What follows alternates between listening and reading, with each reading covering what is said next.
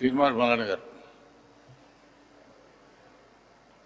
Sir, RTC విషయంలో మహిళల ఉచిత ప్రయాణ విషయంలో రాష్ట్ర ప్రభుత్వం తీసుకున్నటువంటి ఒక గొప్ప కార్యక్రమం ఏదైతే ఉందో సార్, దాని ద్వారా చాలామంది మహిళలు గ్రామీణ ప్రాంతాల్లో కానీ ఇక్కడ కానీ ఉచితంగా ప్రయాణం చేసేటువంటి వెసులుబాటు కల్పించిన ప్రభుత్వానికి ధన్యవాదాలు సార్. అలాగే సార్, ఇక్కడ ఒక చిన్న సమస్య ఏంటంటే సార్, పెద్దలు సత్యం గారు చెప్పినట్టుగా లేకపోతే రమణ గారు చెప్పినట్టుగా పరోక్షంగా ఆటోల మీద ఇత మీద వాళ్ళ ఉపాధి మీద దెబ్బపడుతుంది అనేటువంటి మాట చెప్తే గతంలో కూడా మనం సభలో చెప్పుకున్నాం సార్.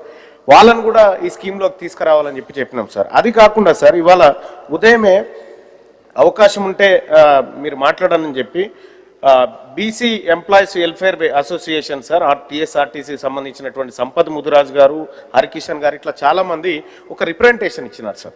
దాంట్లో వాళ్ళు ఏం చెప్తారంటే సార్, మహిళలకు ఉచిత ప్రయాణం విషయంలో ఏడోకలేదు సార్, ప్రభుత్వం మంచి కార్యక్రమం చేస్తుంది, వీఆర్ అప్రిషియేటింగ్ సార్. కానీ ఆర్టీసీ కూడా సార్, ఆర్టీసీలో ఉన్నటువంటి ఇతర సమస్యలు సార్, అది బాగుంటేనే ప్రజలకు మనం మంచి చేయగలుగుతాం సార్. సో గవర్నమెంట్ కూడా ఆర్టీసీని ప్రభుత్వంలో విలీనం చేస్తామనేటువంటి మాట చెప్పింది సార్. అలాగే అది పూర్తి చేస్తే బాగుంటుంది సార్. అలాగే వాళ్ళకు 2 PRCలు పెండింగ్ ఉన్నాయి సార్ ఆర్టీసీ కార్మికులకు సంబంధించి. వాటితో సంబంధం లేదు, ఈ క్వశ్చన్తో సంబంధం ఉన్నదే అదే మాట్లాడతా సార్.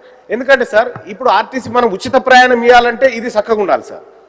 ఎందుకంటే మనము గేదెకు పాలు పిండుకొని గడ్డేయకపోతే ఎట్లుంటుందో పరిస్థితి తమకు తెలియదు కదా సార్. సో అందుకోసమే సార్, ఈ మనం ఏదైతే ఆర్టీసీ కార్మికులను ఆర్టీసీ రక్షణ కోసం రాష్ట్ర ప్రభుత్వం చర్యలు చేపడితేనే ఈ స్కీమ్ సజావుగా సాగుతుంది సార్. అందుకోసమే గౌరవ మంత్రి గారు ఆ విషయాలను కూడా పరిశీలించాల్సిందిగా కోరుతా ఉన్నాం సార్. గౌరవ